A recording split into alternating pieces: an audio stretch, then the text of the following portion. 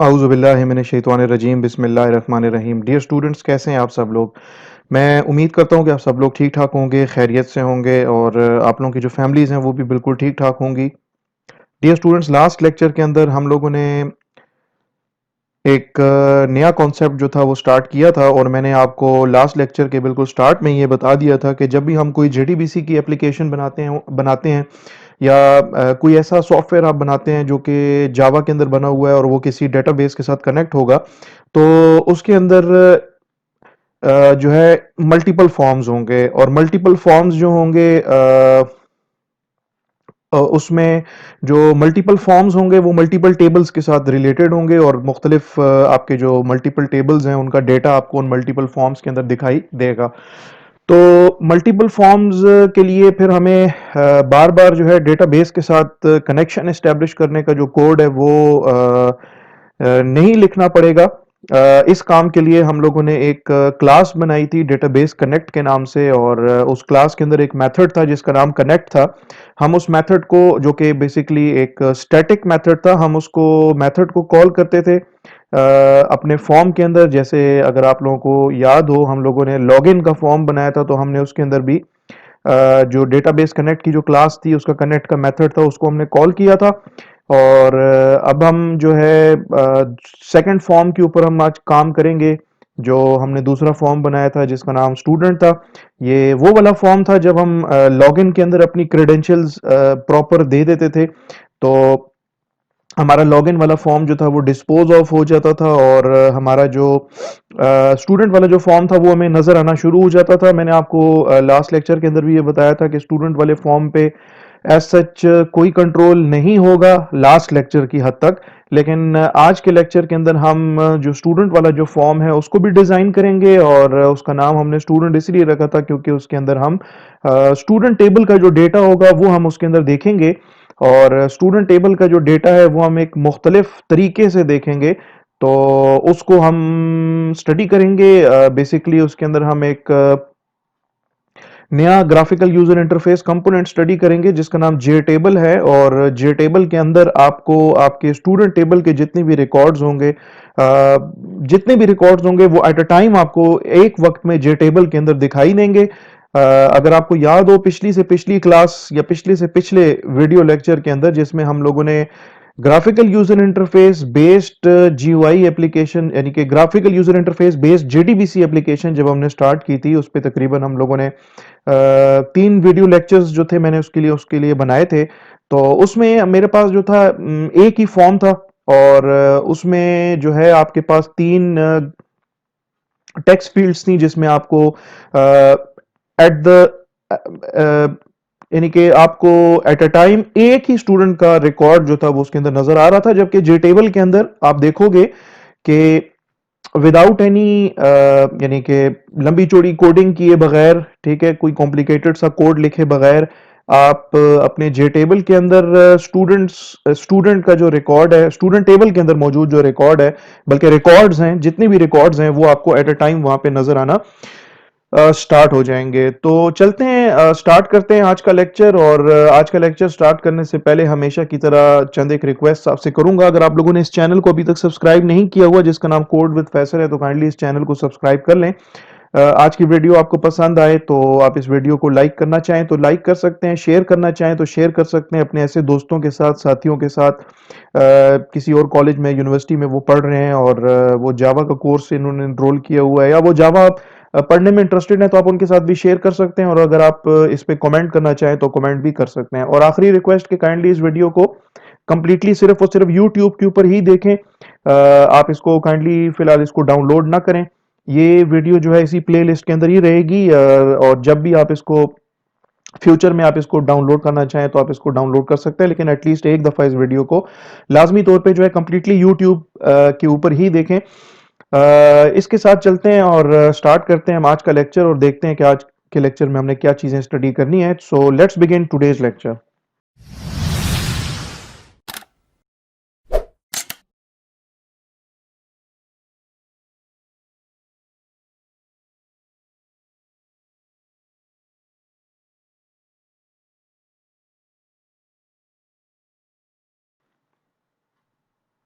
Okay जी, हम लोगों ने प्रीवियस लेक्चर के अंदर क्या किया था कि एक प्रोजेक्ट हमने बनाया था, ठीक है, लॉगिन एप्लीकेशन के नाम से, जिसमें हमने कोई किसी किस्म की कोई क्लास ऐड नहीं की थी स्टार्ट में। सोर्स पैकेजेस में हमने सबसे पहले ये वाली क्लास ऐड की थी जिसका नाम है डेटाबेस कनेक्ट, और ये क्लास आपके सामने है। इसमें बेसिकली हमने ये मेथड बनाया हुआ है जो कि जिसका नाम कनेक्ट है, और इसकी रिटर्न टाइप है कनेक्शन, यानी कि ये मेथड जो है ये कनेक्शन टाइप का एक ऑब्जेक्ट रिटर्न करेगा, उसका रेफरेंस रिटर्न करेगा। और ट्राई ब्लॉक में हमने ये स्टेटमेंट लिखी है कौन कौन बेसिकली कनेक्शन टाइप का ही वेरिएबल है जिसको इनिशियली हमने नल से इनिशियलाइज किया हुआ है। Con is equal to driver manager dot get connection, और इसके अंदर हमने अपना जो यूआरएल है जो आपका यानी कि डेटाबेस के साथ कनेक्ट करने के लिए जो स्ट्रिंग रिक्वायर्ड होता है वो स्ट्रिंग हमने इसके अंदर पास किया। आपका जब ये स्ट्रिंग अगर सही है, कोई इशू नहीं है, तो आपका ये जो ट्राई ब्लॉक है ये किसी किस्म की कोई एक्सेप्शन थ्रो नहीं करेगा।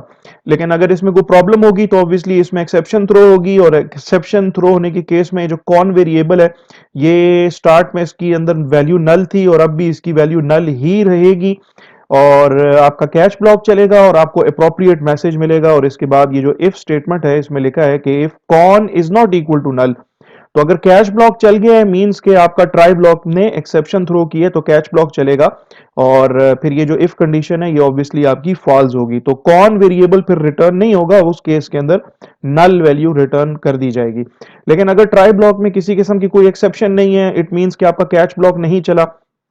इट ऑल्सो मीन्स कि कौन वेरिएबल में पहले नल वैल्यू थी अब उसमें नल वैल्यू नहीं है, तो आपका ये लाइन नंबर 14 पे जो इफ की कंडीशन है कि if con is not equal to null, तो जी बिल्कुल con is not equal to null, तो रिटर्न कर दो ये कॉन वेरिएबल। ठीक है, ये आपका बेसिकली लॉजिक है इस मेथड का, जो कि आपका कनेक्ट नाम का मेथड है, रिटर्न टाइप इसकी कनेक्शन है, और ये मेथड जो है स्टैटिक है। इसको स्टैटिक इसलिए बनाया है ताकि मैं इस मेथड को डायरेक्टली मेरी ये जो क्लास है डेटाबेस कनेक्ट इसको डायरेक्टली कॉल कर सके without creating an object of database connect. फिर इसके बाद यहाँ पे ये लॉगिन हमने बनाया था, डिजाइन किया था, अगर आपको याद हो, ये आपके पास एक जे लेबल था, इसके अंदर हमने एक आइकन ऐड किया था। यहाँ पे ये आपके पास एक जे पैनल है, टाइटल जे पैनल है, जिसके अंदर दो आपको नजर आ रहे हैं जे लेबल्स हैं। यहाँ पे ये एक टेक्स्ट फील्ड है, ये आपके पास पासवर्ड फील्ड है, यहाँ पे लॉगिन का बटन है, यहाँ पे रीसेट का बटन है। तो रीसेट के बटन, लॉगिन का बटन जो था इसका कोड हम लोगों ने ऑलरेडी लिख दिया हुआ है लास्ट वीडियो के अंदर। ठीक है, ये उसी वीडियो का जो है एक तसलसल है, उस वीडियो का आप कह सकते हैं कि एक पार्ट नंबर 2 है। तो आज हम देखेंगे ये रीसेट बटन के ऊपर पहले तो हम कोड लिखेंगे। रीसेट बटन मैं कहता हूं यार, रीसेट को मैं अगर क्लिक करूं ना तो क्या हो कि मेरा जो यूजर नेम के सामने जो टेक्स्ट फील्ड है जिसका नाम भी यूजर नेम ही है, और जो मेरी ये जो जे पासवर्ड फील्ड है जिसका नाम मैंने चेंज किया था, अगर मैं आपको दिखा दूं राइट क्लिक करके, और चेंज वेरिएबल नेम, इसका नाम मैंने पासवर्ड रखा था। ठीक है, तो इसका टेक्स्ट और इसके अंदर जो आपको स्टेरिक्स या जो डॉट्स नजर आते हैं उसको मैंने क्या करना है, क्लियर करना है जब भी मैं रीसेट बटन को क्लिक करूंगा। तो मैं इस पर राइट क्लिक करता हूं, इवेंट्स पे जाऊंगा, एक्शन एक्शन परफॉर्म्ड, और एक्शन परफॉर्म्ड के अंदर मैं यहां पर अपना इस मेथड के अंदर कोड लिख दूंगा। तो मैं क्या करना चाह रहा हूं upon clicking of the reset button, भाई मैं ये करना चाह रहा हूं कि जब भी रीसेट का बटन क्लिक हो तो मेरा जो यूजर नेम वाला जो टेक्स्ट फील्ड है, ठीक है, उसका टेक्स्ट जो है वो सेट हो जाए। क्या टेक्स्ट सेट हो जाए जी, एम्प्टी स्ट्रिंग। और जो मेरा पासवर्ड वाला जो जे पासवर्ड फील्ड है उसका भी जो टेक्स्ट है वो सेट हो जाए, क्या चीज, एम्प्टी स्ट्रिंग। ठीक है जी, तो इसको मैं सेव करके और इसको मैं रन कर लेता हूं, और आपको मैं इसकी जो वर्किंग है वो दिखा देता हूं। ठीक है, तो यहाँ पे यूजर नेम में मैंने लिखा जी यूजर 123, यहाँ पे भी लिखा मैंने लेट सपोज, ठीक है, यहाँ पे पासवर्ड दे दिया, और मैं कहता हूँ नहीं यार ये तो मैंने गलत लिखा है। ठीक है, तो मैं रीसेट प्रेस करूंगा तो मेरी ये दोनों फील्ड्स, ये पहली फील्ड दूसरी फील्ड दोनों फील्ड्स मेरी क्या हो जाएंगी, इनमें एम्प्टी स्ट्रिंग आ जाएगा, इनका जो टेक्स्ट सेट हो जाएगा वो एम्प्टी स्ट्रिंग होगा। सेकेंडली मैं ये चाहता हूं कि मैं जब भी रीसेट के बटन को क्लिक करूं तो मेरा जो कर्सर है ना वो यूजर नेम वाली फील्ड में ऑटोमेटिकली ब्लिंक होना शुरू हो जाए। हालांकि ये छोटी सी चीज है, लेकिन ये छोटी छोटी चीजें जो हैं आपके एक सॉफ्टवेयर को एक सॉफ्टवेयर यूज जब आपका यूजर एक सॉफ्टवेयर आपका यूज करता है तो उसका जो यूजर एक्सपीरियंस है ना, वो बेहतर बनाने के लिए आपको बहुत सारी जो है ना बहुत ही माइन्यूट और छोटी छोटी चीजों का आपको ख्याल करना पड़ेगा। यूजर हरगिज नहीं चाहेगा कि यार मैं रीसेट का बटन भी क्लिक कर लूं और उसके बाद मैं यूजर नेम वाली सामने जो टेक्स्ट फील्ड है यूजर नेम उसके ऊपर भी क्लिक करूं। यूजर ये लाजमी बात है चाहेगा कि मैं अगर रीसेट के बटन को क्लिक करूं तो मेरा जो कर्सर है ना वो ऑटोमेटिकली पहले से यूजर नेम के सामने जो टेक्स्ट फील्ड है जिसका नाम यूजर नेम है उसके अंदर ब्लिंक करना शुरू कर दे। तो इसका कोई जो है ज्यादा लंबा चौड़ा काम नहीं है। आपने जस्ट क्या करना है कि जिस टेक्स्ट फील्ड के अंदर आपने अपने कर्सर को ब्लिंक करवाना है आप उस टेक्स्ट फील्ड का नाम लिख दें विच इज यूजर नेम। और इसका सिंपल एक मेथड है रिक्वेस्ट फोकस के नाम से, ठीक है। तो इससे ये होगा कि आपका जो कर्सर है वो आपकी इस टेक्स्ट फील्ड के अंदर ब्लिंक करना शुरू कर देगा, ठीक है। अभी तो फिलहाल ब्लिंक कर रहा है ना स्टार्ट में। तो यहाँ पे मैं लिख देता हूँ लेट्स सपोज यूजर 123। यहाँ पे भी मैंने पासवर्ड लिख दिया। आपने कहा यार ये तो कोई गलती होगी है, रीसेट कर ले। तो देखें रीसेट मैंने किया। ना सिर्फ इन दोनों पहली टेक्स्ट फील्ड जो कि यूजर नेम वाली टेक्स्ट फील्ड है, ना सिर्फ इसका इसके अंदर मौजूद टेक्स्ट जो है वो खत्म हो चुका है, ना सिर्फ ये जो पासवर्ड फील्ड है इसके अंदर जो भी आपको स्टेरिक्स नजर आ रहे थे वो खत्म हो गए हैं, बल्कि आपका कर्सर भी यहाँ ब्लिंक कर रहा था। देखिए दोबारा मैं आपको दिखा देता हूं। मैं अगर यहाँ पे लेट्स सपोज मेरा कर्सर है, मैं रीसेट वाले बटन को क्लिक करूंगा तो मेरा कर्सर जो है वो यहाँ पे ब्लिंक करना शुरू कर देगा, ठीक है। तो मैं लिख देता हूं यहाँ पे अपना यूजर नेम और अपना जो मेरा पासवर्ड है वो लिख देता हूं और लॉगिन के बटन को मैं क्लिक करूंगा तो लॉग्ड इन सक्सेसफुली का मैसेज आएगा और इसके बाद आपकी वो जो विंडो थी लॉगिन वाली विंडो वो खत्म हो चुकी है, ठीक है, नहीं है यहाँ पे। और आपके पास ये वाली विंडो जो है ये ओपन हो चुकी है जो कि अभी हमने डिजाइन इसको करना है, ठीक है।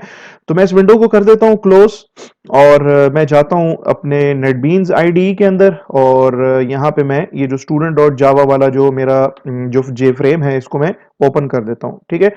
तो स्टूडेंट वाला जो बेसिकली जो मैं बेसिकली ये चाहता हूं कि मेरा ये जो जे फ्रेम है इसके ऊपर जो स्टूडेंट टेबल है उसके रिकॉर्ड्स मुझे यहाँ पे नजर आए, ठीक है।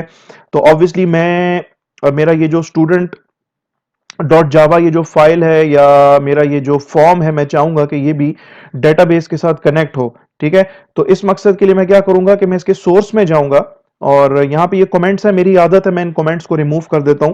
मैं यहाँ पे सबसे पहले तो यार इंपोर्ट करूंगा java.sql.static, ठीक है। मैं इंपोर्ट करूंगा जावा x dot swing dot asterisk और मैं अपनी ये जो मेरी जो क्लास है पब्लिक क्लास स्टूडेंट इस क्लास के अंदर आऊंगा और यहाँ पे कुछ वेरिएबल्स डिक्लेयर करूंगा। सबसे पहले तो जी मैं कनेक्शन टाइप का वेरिएबल डिक्लेयर करूंगा सी और इसको मैं इनिशियलाइज करूंगा नल के साथ। फिर मैं स्टेटमेंट टाइप का वेरिएबल डिक्लेयर करूंगा, इसको भी मैं नल से इनिशियलाइज करूंगा। और मैं रिजल्ट सेट टाइप के दो वेरिएबल्स डिक्लेयर करूंगा आर एस वन के नाम से, आर एस टू के नाम से। Sorry, R S one is equal to null and result set R S two is equal to null. और कंस्ट्रक्टर के अंदर ऑब्वियसली मैंने जो है कनेक्शन एस्टेब्लिश करना है। तो कनेक्शन एस्टेब्लिश करने का वही तरीका है जो कि हमने लॉगिन के कंस्ट्रक्टर के अंदर लिखा था। मैं अगर आपको दिखा सकूं यहाँ पे ये बिल्कुल यही कंस्ट्रक्टर कंस्ट्रक्टर आपका ये लॉगिन लॉगिन वाले जो क्लास है ये उसका कंस्ट्रक्टर है। तो इसमें हमने ये जो कोड लिखा है मैं इसी कोड को कर लेता हूं कॉपी, ठीक है। ट्राई ब्लॉक है कैच ब्लॉक, इसको मैं कर लेता हूं कॉपी और इसको मैं स्टूडेंट क्लास के कंस्ट्रक्टर के अंदर पेस्ट कर दूंगा। तो क्या होगा आपकी डेटाबेस कनेक्ट वाली क्लास है उसका कनेक्ट का मेथड है वो कॉल होगा और कनेक्शन एस्टेब्लिश जब हो जाएगा सक्सेसफुली तो इस वेरिएबल सी के अंदर जो कि कनेक्शन टाइप का वेरिएबल है इसके अंदर कनेक्शन आ जाएगा। और एसटी वेरिएबल को हम तभी इनिशियलाइज करेंगे जब एक दफा आपका वेरिएबल जो कनेक्शन टाइप का जो वेरिएबल है वो इनिशियलाइज हो जाए। तो हम उसके बाद एस टी यानी कि स्टेटमेंट टाइप का जो वेरिएबल है हम उसको इनिशियलाइज करेंगे, क्योंकि स्टेटमेंट टाइप का वेरिएबल जो है this will be required to execute your SQL queries. SQL की जो क्यूरीज हैं वो एग्जीक्यूट करने में आपकी हेल्प करेगा। तमाम की तमाम आपकी जो एसक्यूएल की क्यूरीज हैं वो ये आपका एस टी वेरिएबल जो है ये आपके लिए एग्जीक्यूट करेगा, ठीक है। तो इससे पहले कि हम आगे चलें मैं क्या करता हूं कि इस नेटबीन्स को मैं कर लेता हूं मिनिमाइज और मैं अपना जो डेटाबेस फाइल है वो ओपन कर लेता हूं और उसके अंदर आपको एक दफा फिर से जो स्टूडेंट नाम का जो टेबल है वो दिखा देता हूं, ठीक है। ये मेरा स्टूडेंट स्टूडेंट टेबल है और इस स्टूडेंट टेबल के अंदर अगर आप देख लें तो 1 2 3 तीन कॉलम्स हैं। पहले कॉलम का नाम आईडी है, दूसरे कॉलम का नाम है जी नेम यानी कि स्टूडेंट नेम, और जो तीसरा कॉलम है उसका नाम एड्रेस है यानी कि स्टूडेंट का एड्रेस। ठीक है, तो मैं इसको कर लेता हूं जी मिनिमाइज और मैं चलता हूं सीधा अपने स्टूडेंट टेबल के डिजाइन के ऊपर। मैं यहाँ पे कुछ ऐसा डिजाइन चाहता हूं कि मैं चाहता हूं कि मेरा ये जब स्टूडेंट वाला ये जो फॉर्म है ये जब सबसे पहले जब लोड हो या जब ये फॉर्म मुझे जब नजर आना शुरू हो तो मुझे यहाँ पे ना जो मेरे स्टूडेंट टेबल के अंदर जो पहला रिकॉर्ड है वो मुझे यहाँ पे डिस्प्ले होना शुरू हो जाए तीन टेक्स्ट फील्ड्स के अंदर। तो मैं क्या करूंगा कि यहाँ से एक तो मैं तीन लेबल्स उठाऊंगा। ठीक है, मैं यहाँ पे रख देता हूँ इसको। ये अब मेरा पहला लेबल है, ये मेरा दूसरा लेबल है और ये मेरा तीसरा लेबल है। और लेबल्स के सामने मैं क्या करूंगा, एक एक टेक्स्ट फील्ड रख दूंगा। ठीक है, एक टेक्स्ट फील्ड यहाँ पे, दूसरी टेक्स्ट फील्ड को मैं यहाँ पे ड्रैग करूंगा और ड्रॉप कर दूंगा और तीसरी टेक्स्ट फील्ड को मैं यहाँ पे ड्रैग एंड ड्रॉप कर दूंगा। ठीक है, इस जे लेबल के अंदर मैं लिख दूंगा स्टूडेंट आईडी, इस वाली जे लेबल के अंदर मैं लिख दूंगा स्टूडेंट नेम, और ये जो तीसरा जे लेबल है इसका मैं एडिट टेक्स्ट करके इसके अंदर इसका टेक्स्ट लिख दूंगा स्टूडेंट एड्रेस। इसी तरीके से मेरी ये जो टेक्स्ट फील्ड्स हैं इनके साथ मैं ये काम करूंगा कि एक एक करके, एक तो मैं इनका टेक्स्ट एडिट कर लूंगा यानी कि इसके अंदर जो टेक्स्ट लिखा हुआ है उसको मैं रिमूव कर दूंगा, और दूसरा काम मैं ये करूंगा कि इन तीनों टेक्स्ट फील्ड्स को मैं कुछ मीनिंगफुल नाम दूंगा, क्योंकि इन टेक्स्ट फील्ड्स के पीछे जो वेरिएबल्स चल रहे हैं वो वेरिएबल्स मीनिंगफुल नहीं है और मैंने इन वेरिएबल्स को यूज करना है कोड के अंदर। तो मुझे इन तीन टेक्स्ट फील्ड्स का मीनिंगफुल नाम चाहिए। तो एक तो मैं इसका साइज मुनासिब सा रख दूंगा।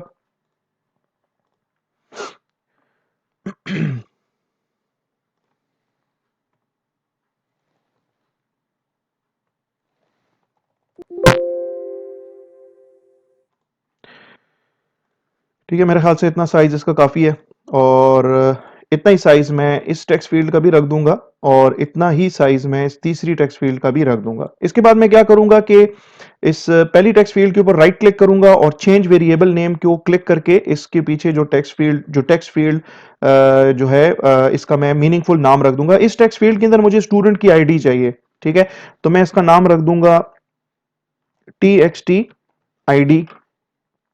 सिमिलरली इसमें मुझे स्टूडेंट का नेम डिस्प्ले करना है, तो मैं चेंज वेरिएबल नेम लिख के और यहां पे लिख दूंगा TXT नेम, और जो तीसरी टेक्स्ट फील्ड है मैं इस पर राइट क्लिक करके चेंज वेरिएबल नेम पे जाके TXT एड्रेस लिख दूंगा, जो कि मेरी तीसरी टेक्स्ट फील्ड का नाम होगा, जिसके अंदर जिसमें बेसिकली स्टूडेंट का जो एड्रेस होगा वो मुझे यहां पे डिस्प्ले होना शुरू हो जाएगा।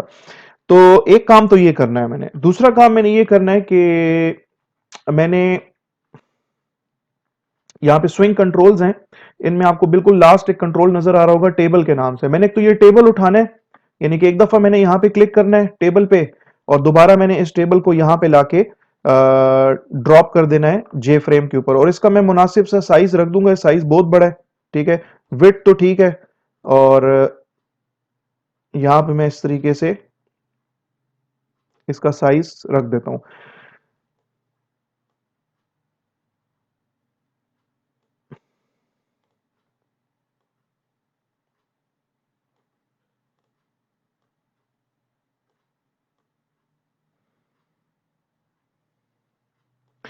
ओके जी, तो मैं ये भी चाहूंगा कि जब मेरा ये जो फॉर्म है जब ये ओपन हो तो इस जे टेबल के अंदर मुझे जितने भी मेरे पास स्टूडेंट टेबल के अंदर जो रिकॉर्ड्स हैं, ठीक है, ये आपके सामने है, ये तकरीबन कोई 16 रिकॉर्ड्स हैं।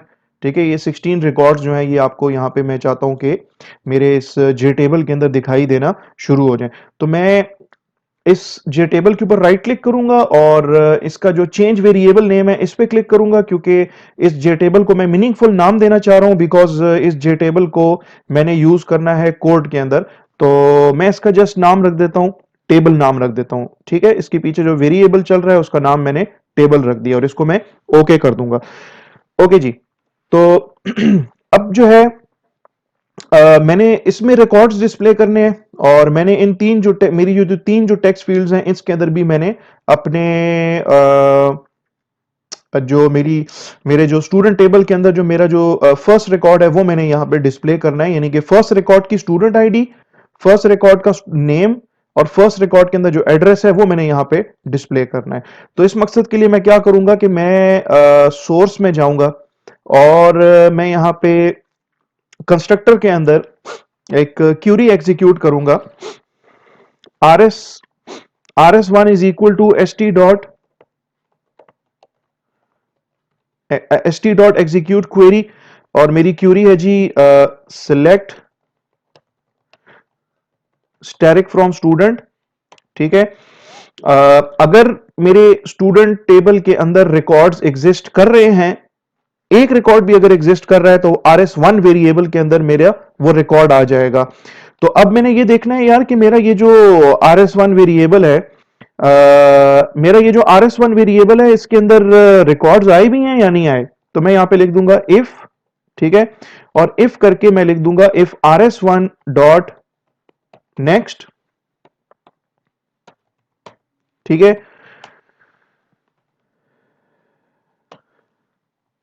Okay, if rs1 dot next यानी कि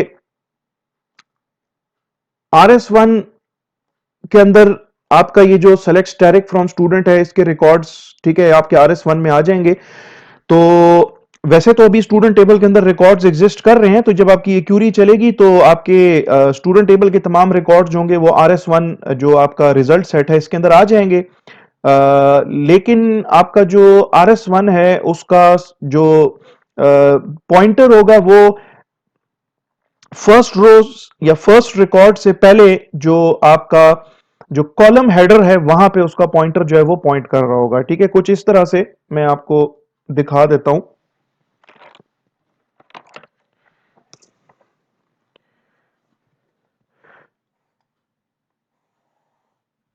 फॉर एग्जांपल ये आपका rs1 है, ठीक है, और इसमें इसका स्ट्रक्चर बिल्कुल वैसे ही होगा जैसे कि आपकी क्यूरी का स्ट्रक्चर था, यानी कि जिस तरीके का आपने डेटा मंगवाया है उस तरीके का इसका स्ट्रक्चर होगा। आपके टेबल का जो पहला कॉलम है उसका नाम आईडी है, तो आपके इस rs1 के पहले कॉलम का नाम भी आईडी होगा। आपके टेबल का जो दूसरा कॉलम है उसका नाम है नेम, तो इसका इस rs1, ठीक है, इसका जो दूसरा कॉलम होगा उसका नाम भी नेम होगा, और आपके टेबल का जो तीसरा कॉलम है उसका नाम है जी एड्रेस, तो इसके भी तीसरे कॉलम का नाम एड्रेस होगा rs1 के। फिर इसके अंदर जो है 16 रिकॉर्ड्स होंगे, ठीक है, वो सारे के सारे तो मैं शो नहीं कर पाऊंगा। ठीक है, जस्ट इस तरीके से मैं ये रोज बना रहा हूं और आप अज्यूम करें कि इसके अंदर आपके रिकॉर्ड्स हैं। ठीक है, और स्टार्ट में यहां पे इसके अंदर एक पॉइंटर चल रहा होगा जो कि पॉइंट कर रहा होगा इस कॉलम को। अब जब मैं यहां पे सपोज करें कि आपके इस rs1 के अंदर रिकॉर्ड्स एग्जिस्ट कर रहे हैं, ठीक है, जो कि बिल्कुल आपके यानी कि स्टूडेंट टेबल में चूंकि रिकॉर्ड्स हैं मौजूद हैं, तो वो रिकॉर्ड्स आपके इस rs1 के अंदर भी आ जाएंगे। तो आपका ये जो इफ rs1 डॉट नेक्स्ट है, सबसे पहले तो ये देखें rs1 डॉट नेक्स्ट क्या करेगा। rs1 डॉट नेक्स्ट ये करेगा कि आपका ये जो रिजल्ट सेट का जो ये जो पॉइंटर है आपके रिजल्ट सेट का ये जो पॉइंटर है, इस पॉइंटर को ना फर्स्ट रिकॉर्ड से ना दूसरे रिकॉर्ड पे ले जाएगा। ठीक है, अब यहां पे चूंकि आपका जो दूसरा रिकॉर्ड है, ठीक है, आपका जो दूसरा रिकॉर्ड है वो यहां पे एग्जिस्ट कर रहा है। ठीक है, लेट्स सपोज उसमें कुछ ये डिटेल्स हैं। ठीक है, तो चूंकि इसके अंदर रिकॉर्ड एग्जिस्ट कर रहा है तो इस वजह से आपका ये जो rs1 डॉट नेक्स्ट है ये ना ये ट्रू रिटर्न कर देगा। तो ट्रू अगर रिटर्न हो रहा है तो मैं चाहूंगा कि यार अगर ट्रू रिटर्न हो तो फिर तो मेरा ये जो स्टूडेंट वाला जो फॉर्म है इसके इसके इस टेक्स्ट फील्ड के अंदर मेरे उस रिकॉर्ड का जिस रिकॉर्ड को आपका ये rs1 का पॉइंटर पॉइंट कर रहा है उस रिकॉर्ड के अंदर ये जो आईडी की जो वैल्यू पड़ी है ये वैल्यू मुझे इस टेक्स्ट फील्ड के अंदर नजर आ जाए।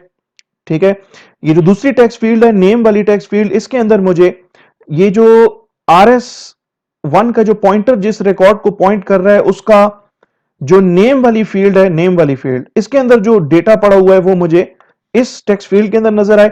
और इस एड्रेस वाली टेक्स्ट फील्ड के अंदर मैं चाहता हूं कि मुझे मेरा RS1 का जो पॉइंटर है जो कि यहां पे है, इस टाइम पे पॉइंट कर रहा है पहले रिकॉर्ड को, और इस पहले रिकॉर्ड के अंदर जो एड्रेस वाली जो फील्ड है उसके अंदर जो डेटा पड़ा हुआ है पेशावर, तो ये पेशावर डेटा मुझे यहां पे डिस्प्ले होना शुरू हो जाए। ठीक है, तो इस काम को करने के लिए हमने अब क्या करना है, हमने जाना है कोड के अंदर। ठीक है, और इफ rs1 डॉट नेक्स्ट, और यहां पे हम लिखेंगे कि यार मेरा जो txt है, txt id है, उसका टेक्स्ट सेट करो। ठीक है, और उसका टेक्स्ट कहां से उठाना है यार, उसका टेक्स्ट उठाना है जो आपका जो rs1 का जो पॉइंटर है ना, वो पॉइंट कर रहा है जिस रिकॉर्ड को, यानी कि वो पहले रिकॉर्ड को पॉइंट कर रहा है। ऑब्वियसली अगर मैं आपको यहां पे दिखा सकूं तो RS1 का जो पॉइंटर है वो तो फर्स्ट रिकॉर्ड को पॉइंट कर रहा है, तो फर्स्ट रिकॉर्ड के अंदर जो आईडी वाला जो कॉलम है उसके अंदर जो वैल्यू पड़ी है वो वैल्यू मुझे चाहिए। ठीक है, और वो वैल्यू मैंने क्या करनी है, उस वैल्यू को मैंने अपनी अपनी ये जो txt id है इसका टेक्स्ट बना देना है।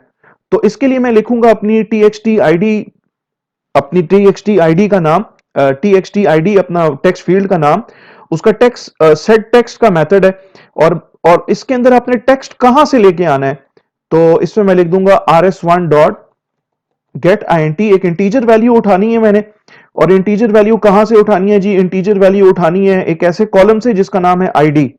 ठीक है, ये जो कॉलम है ना आपका, ये रिजल्ट सेट का जो कॉलम है, ठीक है, इसका नाम आईडी है, तो आईडी वाले कॉलम से मैंने वैल्यू उठानी है। अब यहां पे आप आईडी लिख दो डबल कोट्स के अंदर, या आप यहां पे 1 लिख दो, 1 का मतलब है पहला कॉलम, तो एक ही बात है। चलो मैं इस तरह कर लेता हूं, आईडी लिख लेता हूं। अच्छा, अब यहां पे ये एरर आ रहा है, ऑब्वियसली एरर आएगा, वो इसलिए आएगा क्योंकि ये जो आपका rs1 dot gate integer ID, यानी कि RS1 का पॉइंटर जिस रिकॉर्ड को पॉइंट कर रहा है उसमें जो ID नाम का जो कॉलम है उसके अंदर जो वैल्यू पड़ी है 1, वो तो इंटीजर वैल्यू है। तो ये जो इंटीजर वैल्यू है ये यहां पे रिटर्न होगी इस जगह पे, यानी कि यहां पे जब आपका ये वाला कोड पहले चलेगा तो यहां पे 1 आके रिटर्न हो जाएगा। ये 1 बेसिकली कौन सी वैल्यू है, ये 1 बेसिकली ये वाली वैल्यू है जो कि ID वाले कॉलम में पड़ी है ऑफ दैट पर्टिकुलर रिकॉर्ड, जिस रिकॉर्ड को RS1 का पॉइंटर पॉइंट कर रहा है 1। ठीक है, अब ये 1 जो है ये तो एक इंटीजर वैल्यू है, तो इसको मैंने ना कन्वर्ट करना है स्ट्रिंग के अंदर, तो इसके साथ हम क्या करेंगे, इसके साथ हम कॉन्कैटिनेट कर देंगे एक एम्प्टी स्ट्रिंग। लेकिन ऑब्वियसली मैं यहां पे 1 नहीं लिखूंगा, मैं यहां पे लिखूंगा rs1 डॉट गेट int, और ये इंटीजर वैल्यू मुझे कहां से चाहिए, मुझे आईडी वाले कॉलम से चाहिए। इसके बाद दूसरी टेक्स्ट फील्ड भी है आपके पास, txt name dot set text, के ये जो txt नेम है इसका भी टेक्स्ट आपको सेट करना है, और इसका टेक्स्ट आपने कहां से उठाना है, इसका टेक्स्ट आपने उठाना है जी उस रो से जिस रो को आपके रिजल्ट सेट RS1 का पॉइंटर पॉइंट कर रहा है, तो वो तो ये वाली रो है। ठीक है, और इस रो के अंदर तो 3 वैल्यूज है, पहली वैल्यू तो चली गई पहली टेक्स्ट फील्ड में, जो दूसरी वैल्यू है जो कि इस नेम वाले कॉलम के अंदर है, तो इस नेम वाले कॉलम के अंदर जो वैल्यू है वो मुझे चाहिए, तो और वो वैल्यू मैंने इस टेक्स्ट फील्ड के अंदर जिसका नाम है txt नेम, इसके अंदर सेट करना है एज अ टेक्स्ट। तो सोर्स में जाएंगे और यहां पे लिख देंगे rs1 dot gate string, string कहां से चाहिए, किस कॉलम से चाहिए, जी उस कॉलम का नाम है नेम। ठीक है, और यहां से आपको वैल्यू चाहिए। इसी तरीके से txt address dot set text, कहां से वैल्यू चाहिए जी, rs1 डॉट गेट स्ट्रिंग, और जिस कॉलम से चाहिए उस कॉलम का नाम है एड्रेस। तो अगर आपकी क्यूरी सक्सेसफुली चल गई और इसके बाद जो है आपका टेबल में अगर रिकॉर्ड अगर एग्जिस्ट कर रहे हैं तो आपके RS1 के अंदर वो रिकॉर्ड्स आ जाएंगे, और आपकी ये इफ कंडीशन जो है उस केस के अंदर ट्रू हो जाएगी, और आपको पहले रिकॉर्ड का डेटा डिस्प्ले होना शुरू हो जाएगा इन योर 3 टेक्स्ट फील्ड्स।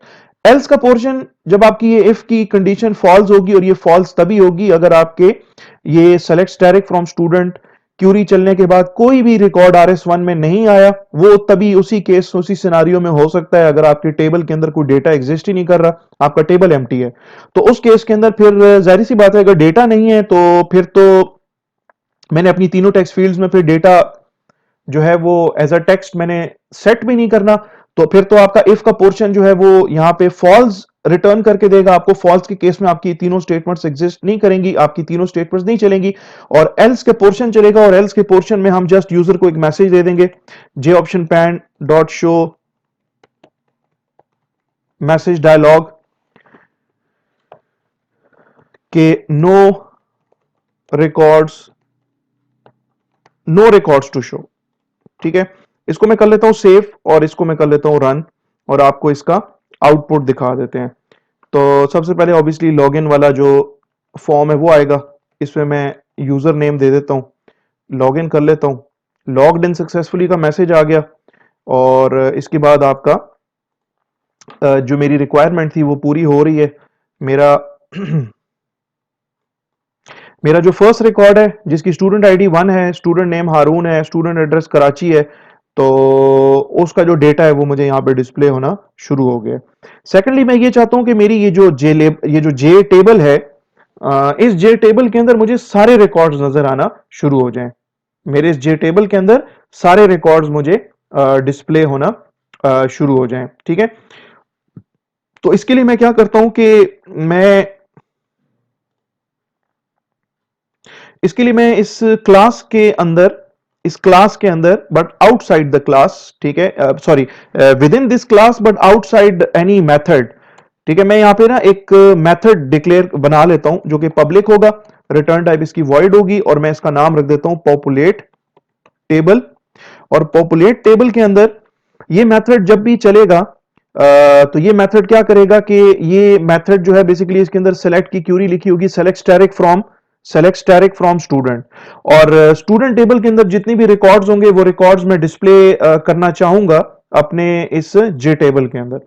तो इस मकसद के लिए मुझे जो है एक एक एक्स्ट्रा एक जार फाइल चाहिए होती है जो कि काफी पॉपुलर है, और आप उसको अगर गूगल के ऊपर अगर सर्च कर लें तो ये जार फाइल आपको मिल जाएगी। ये जार फाइल आप इसको क्या कर लें, डाउनलोड कर लें। इस जार फाइल का नाम है RS2XML, RS2 यानी कि डिजिट और फिर उसके बाद XML।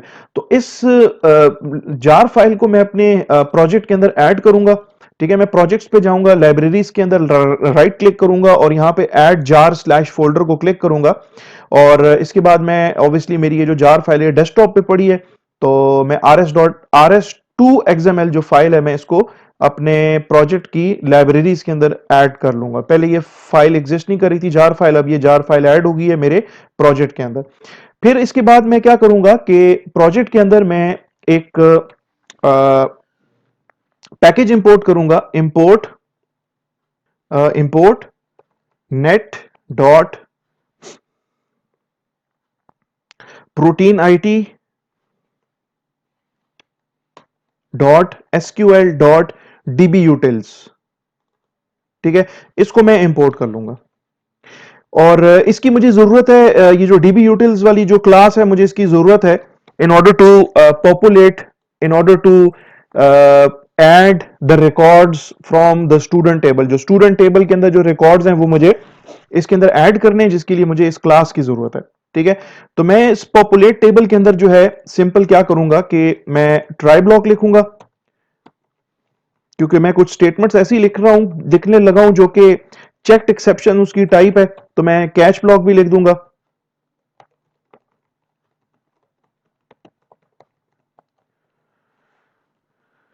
ठीक है जी, ट्राई ब्लॉक के अंदर जो है मैं लिख देता हूं कि आप इस तरह करो कि RS1 जो है उसको इनिशियलाइज करो, RS1 is equal to ST dot execute query, और इसमें क्वेरी है जी सेलेक्ट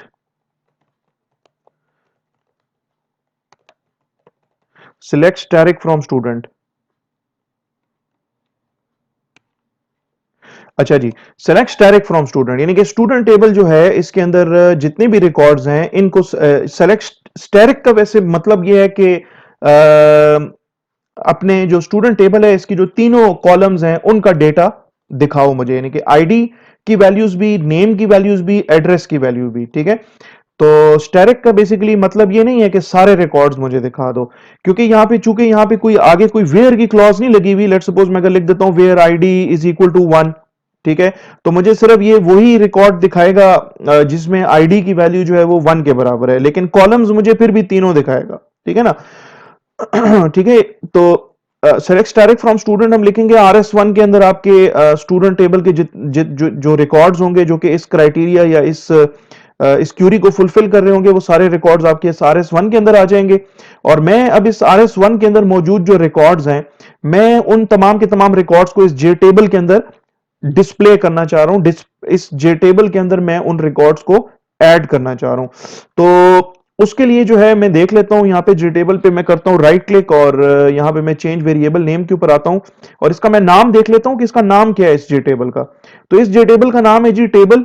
और मैं दोबारा जाता हूं सोर्स के अंदर और यहां पे मैं लिख देता हूं टेबल, अपने जे टेबल का नाम डॉट, इसका एक मेथड है सेट मॉडल। और सेट मॉडल के अंदर मैं अपनी जो क्लास डीबी यूटिल्स की जो है, जिसको मैंने अभी अभी जो है इंपोर्ट किया था थोड़ी देर पहले लाइन नंबर 3 के ऊपर, मैं इस क्लास का नाम लिखूंगा डीबी यूटिल्स डॉट। और इसका एक मेथड है जी, डीबी यूटिल्स क्लास का एक मेथड है result set to table model, मैं इसको कॉल करूंगा। और इसके अंदर ये जो मेथड है result set to table model, इसके अंदर मैं इस RS1 जो मेरा ये जो रिजल्ट सेट है जिसके अंदर मेरी ये सेलेक्ट डायरेक्ट फ्रॉम स्टूडेंट, ये जो क्यूरी है, इस क्यूरी का जो रिजल्ट है वो इसके अंदर पड़ा होगा। तो मैं इस रिजल्ट सेट को RS1 को इसके अंदर एज एन आर्ग्यूमेंट पास कर दूंगा और इसके बाद मैं यहाँ पे सेमीकोलन लगा दूंगा। मैं अगर आपको यहां पे दिखा सकूं, ये जो लाइन नंबर 3 है, ठीक है, प्रोजेक्ट विंडो में मैं चला जाता हूं और ये लॉगिन एप्लीकेशन है मेरी, ठीक है, इसमें लाइब्रेरीज हैं। इसमें से ये जो rs2xml.jar जो फाइल है, मैं इसको ना रिमूव कर लेता हूं फॉर एग्जांपल, ठीक है। जैसे ही मैं इसको रिमूव करूंगा तो लाइन नंबर 3 के ऊपर मुझे एरर आना शुरू हो जाएगा, ठीक है। तो ये एरर बेसिकली है कि कह रहा है कि package net dot protein IT dot SQL does not exist. तो ये पैकेज जो है ये आपको तभी अवेलेबल होगा अगर आप अपने इस प्रोजेक्ट के अंदर जो लाइब्रेरी है वो ऐड कर लें, ठीक है। RS2 XML जो लाइब्रेरी है उसको ऐड कर लें। तो मैं राइट क्लिक करता हूं, ऐड जार स्लैश फोल्डर को क्लिक करता हूं और RS2 XML जो लाइब्रेरी है उसको मैं ऐड कर लेता हूं अपने प्रोजेक्ट के अंदर, ठीक है। तो अब ये मुझे एरर नहीं देगा। तो बेसिकली ये पैकेज जो है ना, नेट का पैकेज, इसका सब पैकेज प्रोटीन IT, इसमें फिर सब पैकेज SQL, और इस SQL के अंदर ये क्लास है DB utils की, ये आपको तभी अवेलेबल होगी अगर आप RS2 XML जो RS2 XML जो जार फाइल है उसको आप इसमें ऐड कर लें, ठीक है। तो अब जो है ये मेथड तो मैंने लिख दिया है, लेकिन इस मेथड को मैं कहां कॉल करूं? बेसिकली मैं ये चाहता हूं कि यार मेरा ये जो विंडो है जब ये ओपन हो, तो यानी कि जैसे ये विंडो अपीयर हो तो जो जे टेबल है, J table should be populated. J table के अंदर मुझे स्टूडेंट टेबल के रिकॉर्ड्स यहाँ पे डिस्प्ले होने चाहिए। तो ये जो पॉपुलेट टेबल जो मैंने एक मेथड बनाया है ना यहाँ पे, इस मेथड को ना मैं कॉल कर लूंगा अपने कंस्ट्रक्टर के अंदर, ठीक है। मैं यहाँ पे इसको कर लेता हूं, कॉपी कर लेता हूं और कंस्ट्रक्टर के अंदर इस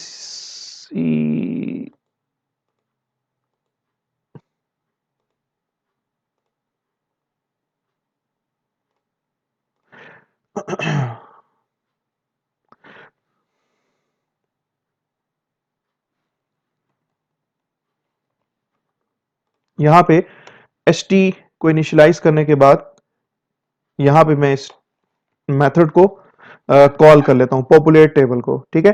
तो अब मैं इसको रन कर लेता हूं, प्रोग्राम को देख लेते हैं इसका जो विजुअल जो भी आउटपुट है, ठीक है। तो मैं यहाँ पे लिख देता हूँ यूजर 123 और पासवर्ड भी है यूजर 123। मैं लॉगिन होता हूँ, मुझे मैसेज दे रहा है लॉग्ड इन सक्सेसफुली का, ओके कर रहे हैं। और यहाँ पे अगर आप देखें तो ये काम तो हम ऑलरेडी कर चुके थे कि यार पहला रिकॉर्ड मुझे यहाँ पे डिस्प्ले होना चाहिए, तो पहला रिकॉर्ड तो आपको यहाँ पे ऑलरेडी डिस्प्ले हो रहा है, ठीक है। और यहाँ पे आपके स्टूडेंट टेबल के अंदर जितने भी रिकॉर्ड्स थे, 16 रिकॉर्ड्स हैं बेसिकली स्टूडेंट टेबल के अंदर, वो आपको यहाँ पे जे टेबल के अंदर दिखाई दे रहे हैं, आपके सामने है ये सारे रिकॉर्ड्स। जे टेबल के जो कॉलम्स के जो हेडर्स हैं, ठीक है, वो भी आपको दिखाई दे रहे हैं। आईडी, नेम एंड एड्रेस, ये वही हेडर्स हैं जो कि आपके टेबल के हैं, ठीक है। ये वही हेडर्स हैं जो कि आपके बेसिकली रिजल्ट सेट 1 RS1 के हेडर्स हैं, ठीक है। तो इस तरीके से आपको आपका डेटा जो है वो यहाँ पे डिस्प्ले हो रहा है। तमाम के तमाम जो रिकॉर्ड्स हैं वो आपको यहाँ पे डिस्प्ले हो रहे हैं, ठीक है। अब दूसरा काम यानी कि नेक्स्ट काम इसके बाद हमने ये करना है कि मैं ये चाहता हूं कि मैं जिस रिकॉर्ड को क्लिक करूं, यानी कि मैं अपने लेट्स सपोज इस 12वें रिकॉर्ड को क्लिक कर रहा हूं, तो ये 12वां रिकॉर्ड जो है ना, ये मुझे यहां पे इस 12वां रिकॉर्ड जो है वो मुझे यहां पे डिस्प्ले होना शुरू हो जाए, यानी कि ये जो रिकॉर्ड है इसकी आईडी 12 है ना, तो यहां पे मुझे 12 दिखाई दे। ये जो रिकॉर्ड है इसका, इसमें इसमें जो नेम फील्ड के अंदर जो वैल्यू है ना जवाद, वो मुझे यहां पे डिस्प्ले होना शुरू हो जाए। ठीक है, और ये जो एड्रेस है, एड्रेस के अंदर ये जो एप्टाबाद लिखा हुआ है, ये एप्टाबाद मुझे यहां पे इस तीसरी टेक्स्ट फील्ड के अंदर दिखाई देना शुरू हो जाए। ठीक है, सिमिलरली मैं अगर यहां पे लेट सपोज इस 18वें रिकॉर्ड को क्लिक करता हूं, तो ये 18 आईडी जो है वो मुझे यहां पे डिस्प्ले हो, बिलाल जो है जो कि नेम है वो मुझे इस जगह पे डिस्प्ले होना शुरू हो जाए, और जो लाहौर है जो कि एड्रेस है लाहौर, वो मुझे यहां पे स्टूडेंट एड्रेस वाली टेक्स्ट फील्ड के अंदर डिस्प्ले होना शुरू हो जाए। मींस कि मैं जिस रिकॉर्ड को क्लिक करूं उस रिकॉर्ड की डिटेल्स मुझे इन टेक्स्ट फील्ड्स के अंदर डिस्प्ले होना शुरू हो जाए।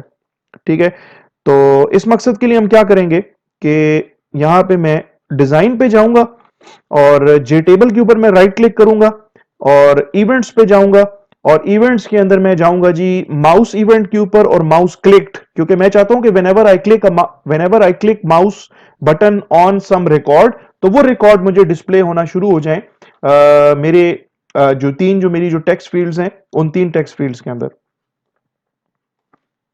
ठीक है, तो इस मकसद के लिए यहां पे मैं एक काम कर लेता हूं कि सबसे पहले तो मैं क्या करता हूं कि अपनी मेरी जो क्लास है, इस क्लास के अंदर एक वेरिएबल बनाता हूं, और इस वेरिएबल का नाम है जी इंटीजर टाइप का वेरिएबल है, और इसका नाम मैं रख देता हूं रो। ठीक है, इसकी जरूरत मुझे पड़ेगी इस कोड के अंदर, जिस कोड को मैं अभी लिखने लगा हूं। फिर इसके साथ साथ मैं एक मेथड बनाता हूं, मैं लिखता हूं पब्लिक वॉइड, और इसका नाम मैं रख देता हूं मेथड का सेट डेटा, और सेट डेटा के अंदर जो है मैं कुछ कोड है जो कि ऑलरेडी लिखा हुआ है, मैं उस कोड को ना इस तरह कर लेता हूं कि यहां से कर लेता हूं कॉपी, इन 3 स्टेटमेंट्स को मैं कर लेता हूं यहां से कॉपी, बल्कि मैं इसको कर लेता हूं, कॉपी नहीं करता, इसको मैं यहां से कर लेता हूं कट, और ये जो 3 स्टेटमेंट्स हैं, इन 3 स्टेटमेंट्स को मैं सेट डेटा के मेथड के अंदर लिख देता हूं, यानी कि मेरा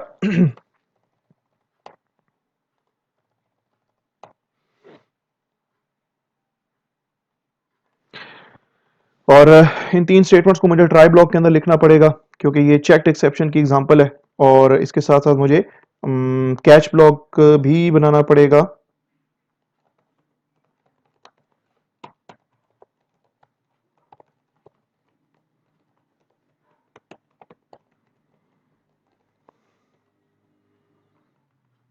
सेट डेटा, ये आपका ट्राई ब्लॉक खत्म हो गया, यहाँ से कैच ब्लॉक है, कैच ब्लॉक खत्म हो गया, और कैच ब्लॉक के बाद आपका सेट डेटा जो मेथड है उसकी बॉडी यहाँ पे आके खत्म हो गई। तो बजाय इसके कि यार ये जो 3 स्टेटमेंट्स हैं, इन 3 स्टेटमेंट्स को मुझे ना बार बार लिखना पड़ रहा है, तो मैं इन 3 स्टेटमेंट्स को एक मेथड के अंदर लिख रहा हूं, और उस मेथड का नाम है सेट डेटा, और यहां पे मैंने ये जो 3 स्टेटमेंट्स लिखी थी, इन 3 स्टेटमेंट्स की जगह पे मैं जस्ट उस मेथड को जिसका नाम सेट डेटा है, जो कि जिसके अंदर मैंने अभी अभी कोड कॉपी किया है, तो इस सेट डेटा मेथड को मैं यहां पे कॉल कर लूंगा इस जगह पे। ठीक है, सिमिलरली यहां पे राइट क्लिक करेंगे, events, mouse, mouse clicked, okay जी। सबसे पहले तो मुझे यहां पे मैं जब यहां पे किसी रो को क्लिक करता हूं ना, तो मुझे उस रो का नंबर चाहिए कि यार मैंने किस रो को क्लिक किया है। ठीक है, तो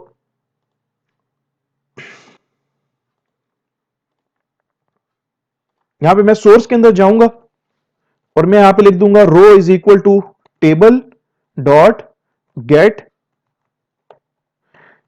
इसका एक मेथड है गेट सेलेक्टेड रो के नाम से, यानी कि आपका जो जे टेबल है उसका नाम मैंने टेबल रखा है, उसका एक मेथड है गेट सेलेक्टेड रो। ठीक है, तो आपने जिस रो को सिलेक्ट किया है उस रो का जो इंडेक्स है वो इस रो नाम के कॉलम के अंदर आ जाएगा। ठीक है, फॉर एग्जांपल मैं इसको रन करके आपको दिखा देता हूं, बल्कि एक काम करते हैं आसानी के लिए, कि यहां पे मैं शो कर देता हूं मैसेज बॉक्स के अंदर, ताकि आप लोगों को समझ आ जाए। जो जिस रो को आप सेलेक्ट करोगे ना, उस रो का इंडेक्स जो है वो इस वेरिएबल के अंदर आ जाएगा, रो के अंदर, और आपको मैसेज बॉक्स के अंदर उस रो का इंडेक्स जो है वो डिस्प्ले हो जाएगा मैसेज बॉक्स के अंदर। ठीक है, तो ये मैं आपको अभी जरा इसको एक दफा रन करके आपको दिखा देता हूं, just for the sake of understanding. मैंने ये स्टेटमेंट्स लिखी हैं, वैसे मैं कोड के अंदर ये जो मैसेज बॉक्स है ये मैं नहीं लगाऊंगा। और यहां पे मैं लॉगिन के बटन को क्लिक कर लेता हूं। ओके जी, फॉर एग्जांपल मैंने इस रो को क्लिक किया है ना, ठीक है, तो यहां पे देखिए मुझे जीरो दिखा रहा है। जीरो का बेसिकली मतलब है कि ये जो आपकी जो रो है, इसका इंडेक्स जो है वो जीरो है। सेकंड जो रो है उसका इंडेक्स जो है वो वन है, तो वन डिस्प्ले कर रहा है मुझे। ये मेरी 16th रो है, इसको मैंने क्लिक किया तो इसका इंडेक्स जो है वो मुझे 15 दिखा रहा है। ठीक है, तो टोटल इसमें 16 रोज हैं। ये 16th रो का इंडेक्स जो है वो 15 मुझे रिटर्न करके दे रहा है, और उस 15 को मुझे यहाँ पे डिस्प्ले करके दे रहा है। अब जो है मुझे इस रो के इंडेक्स की क्यों जरूरत पड़ी? देखो, ये मेरा जो पहला रो है ना, इसका इंडेक्स हमेशा जीरो होगा। ठीक है, ये मुझे जीरो डिस्प्ले करके दे रहा है। सेकंड रो का इंडेक्स जो है वो वन होगा। तीसरी रो का इंडेक्स जो है वो टू होगा। ठीक है, तो मुझे अपने जो जिस रो को मैंने क्लिक किया उस रो का मुझे इंडेक्स चाहिए, तो वो इंडेक्स तो मैंने गेट कर दिया, रो नाम के वेरिएबल के अंदर वो इंडेक्स आ चुका है। फिर मैं यहां पे क्या करूंगा कि अपनी क्लास के अंदर मैं स्ट्रिंग टाइप के तीन वेरिएबल्स बना लेता हूं। Sorry, string with capital S, string ID, name and address. ठीक है, स्ट्रिंग टाइप के तीन वेरिएबल्स हैं जी, आईडी है, नेम है, एड्रेस है। ID, name, address. ठीक है, तो दोबारा चलते हैं अपने इसी जे टेबल के कोड के ऊपर, इवेंट्स माउस माउस क्लिक्ड। ठीक है, रो का तो पता लग गया कि यार जिस रो को आपने क्लिक किया है ना, जिस रो को आपने क्लिक किया ना, उस रो का इंडेक्स तो आ गया इस पर्टिकुलर वेरिएबल के अंदर जिसका नाम है रो। ओके जी, मैं यहां पे लिखता हूं सबसे पहले, तो मैं जिस रो को मैंने क्लिक किया उस रो के अंदर जो आईडी की वैल्यू है ना, उसको मैंने गेट करना है। ID is equal to, ID नाम का जो वेरिएबल है वो अभी भी मैंने यहां पे बनाया है। ठीक है ना, तो आईडी इज इक्वल टू, और मैं यहां पे लिखूंगा अपने टेबल का नाम, table dot get value at. Get value at का मेथड है, गेट वैल्यू एट का मेथड है, और इसको ना मैंने दो आर्ग्यूमेंट्स पास करने हैं, इंटीजर टाइप के दोनों आर्ग्यूमेंट्स हैं। गेट वैल्यू एट का जो पहला आर्ग्यूमेंट है वो आपको बताना पड़ेगा कि देखें, आपको ना वैल्यू चाहिए, आपको एक वैल्यू चाहिए अपने जे टेबल में से, तो आप बताओगे कि यार कौन से रो और कौन से कॉलम से आपको वैल्यू चाहिए, आपको कौन से रो और कौन से कॉलम से आपको वैल्यू चाहिए। तो जिस रो से आपको वैल्यू चाहिए वो तो उसका नाम है जी रो, यानी कि उसका जो इंडेक्स है, उसका जो इंडेक्स है वो तो ऑलरेडी स्टोर्ड हुआ है रो नाम के वेरिएबल के अंदर। और जिस कॉलम से आपको वैल्यू चाहिए, यानी कि आपको जिस कॉलम से वैल्यू चाहिए उसका इंडेक्स जीरो है। ठीक है, यहां पे ये एरर आ रहा है, इस एरर को मैं रिमूव कर दूंगा, लेकिन आपको पहले मैं ये जरा एक्सप्लेन कर दूं कि मैं यहां पे क्या कहना चाह रहा हूं। ठीक है, मैं इसको कर लेता हूं, फिलहाल तो मैं इसको कमेंट आउट कर लेता हूं, और इस प्रोग्राम को ना मैं रन करके आपको दिखा देता हूं। यहां पे मैं यूजर नेम दे देता हूं, यूजर 123, यहां पे भी यूजर 123, लॉग्ड इन सक्सेसफुली। अब जरा गौर से देखना, मैं ये चाह रहा हूं कि मैं जब अपने इस जे टेबल को क्लिक करूं, जे टेबल के ऊपर लेट्स सपोज इस फर्स्ट रो को मैं क्लिक करूं, तो जैसे ही मैं क्लिक करूंगा तो ये जो मेथड है ना, ये वाला मेथड, ठीक है, आपके सामने जो है टेबल माउस क्लिक का मेथड, ये चलना शुरू हो जाएगा। आपका ये स्टेटमेंट चलना शुरू हो जाएगी कि row is equal to table dot get selected row, यानी कि जिस रो को मैंने सेलेक्ट किया है इस रो का इंडेक्स जो होगा वो इस रो नाम के वेरिएबल के अंदर जाके स्टोर हो जाएगा। अब जिस रो को मैंने सेलेक्ट किया है इसके अंदर कितने कॉलम्स हैं? इसमें तीन कॉलम्स हैं, एक का नाम आईडी है, एक का नाम नेम है, एक का नाम एड्रेस है। मुझे बारी बारी एक एक वैल्यूज चाहिए इन इस सेलेक्टेड रो में से। इस सेलेक्टेड रो के तीन कॉलम्स हैं, मुझे एक एक कॉलम की वैल्यू चाहिए, बारी बारी करके एक एक करके। जिस रो को मैंने सेलेक्ट किया है इस रो के अंदर तीन कॉलम्स हैं। पहला कॉलम है जी, उसका नाम आईडी है, ये पूरे का पूरा ये जो कॉलम है इसका इंडेक्स है जी जीरो। जो दूसरा कॉलम है इसका इंडेक्स है वन, और जो तीसरा कॉलम है इसका इंडेक्स है टू। तो मुझे ये वन वैल्यू चाहिए, तो ये वन वैल्यू कौन सी रो में पड़ी है? भाई उसका इंडेक्स तो यहां पे आ चुका है ना, रो नाम के वेरिएबल के अंदर उस रो का इंडेक्स आ चुका है जिस रो को आपने सेलेक्ट किया है। अच्छा, अब ये जो वैल्यू पड़ी है, ये वैल्यू गेट करने के लिए मेरे पास ये मेथड है जी, टेबल का, जे टेबल का मेथड है get value at. Get value at का जो मेथड है, इसको मुझे बताना पड़ेगा कि यार जो वैल्यू आप गेट कर रहे हो अपने इस जे टेबल में से, इसमें तो बहुत सारी वैल्यूज हैं, इसमें तो तकरीबन इसमें 16 रोज हैं और हर रो के अंदर 3 वैल्यूज हैं, इसमें तो टोटल 48 वैल्यूज हैं। आपको क्या वैल्यू चाहिए भाई? मुझे वो वैल्यू चाहिए जो कि इस सेलेक्टेड रो के अंदर मौजूद है और इस सेलेक्टेड रो की कॉलम आईडी या कॉलम इंडेक्स 0 पे मौजूद है। तो ये जो कॉलम, ये जो पहला कॉलम है ना आईडी, आपको तो आईडी की वैल्यू चाहिए ना। मतलब आपने इस रो को सेलेक्ट किया है, तो इस सेलेक्टेड रो के अंदर 3 वैल्यूज हैं, आईडी, नेम, एड्रेस। मुझे पहले आईडी की वैल्यू चाहिए जो कि 1 है। तो ये 1 वैल्यू कहां पड़ी हुई है? ये 1 वैल्यू पड़ी है आपके रो नंबर 0 में, ये आपकी रो नंबर 0 है, और कॉलम नंबर 0 में पड़ी है, ये आपका कॉलम नंबर 0 है, उसका इंडेक्स 0 है, ठीक है। तो कॉलम नंबर 0 है आपका, इसको मैं कर देता हूं मिनिमाइज, और यहां पे मैं लिख देता हूं ID is equal to table dot get value at row. Row तो वही रो होगी जो आपने सेलेक्ट की होगी, उसकी वैल्यू तो चेंज हो रही होगी बार बार, जैसे जैसे आप जिस जिस रो को सेलेक्ट करोगे, जिस जिस रो को आप सेलेक्ट करोगे, उस पर्टिकुलर रो का जो इंडेक्स होगा वो चेंज होता जाएगा, ठीक है।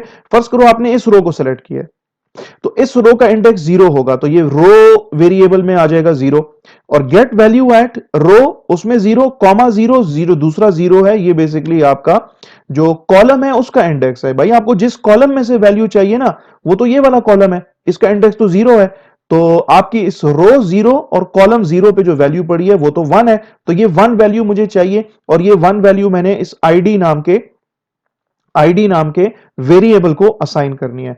अब एरर जो आ रहा है वो मैं देख लेता हूं कि क्या एरर है। वो कहता है कि ये इनकम्पैटिबल टाइप है, तो आप सिंपल यहां पे आगे इसके लिख दें डॉट टू स्ट्रिंग। तो ये इस वैल्यू को, जो कि 1 इसमें जो वैल्यू पड़ी हुई थी, उस वैल्यू को ये स्ट्रिंग में कन्वर्ट कर देगा, और वो 1 वैल्यू जो है वो इस आईडी वेरिएबल के अंदर आ जाएगी वो वैल्यू, ठीक है। दूसरा काम ये करना है कि आपको सिर्फ आईडी तो नहीं चाहिए, आपको तो नेम भी चाहिए। तो name is equal to table dot get value at, कहां से वैल्यू चाहिए यार? उस रो से जो सिलेक्टेड रो है, कॉमा कौन से कॉलम से चाहिए? कॉलम नंबर या उसका इंडेक्स है 1, ठीक है। 1 नंबर इंडेक्स से वैल्यू चाहिए कॉलम से, और डॉट टू स्ट्रिंग।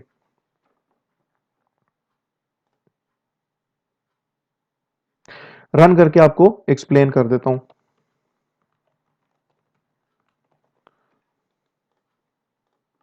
ठीक है। आपने लेट सपोज इस रो को सिलेक्ट किया है, ठीक है, सॉरी,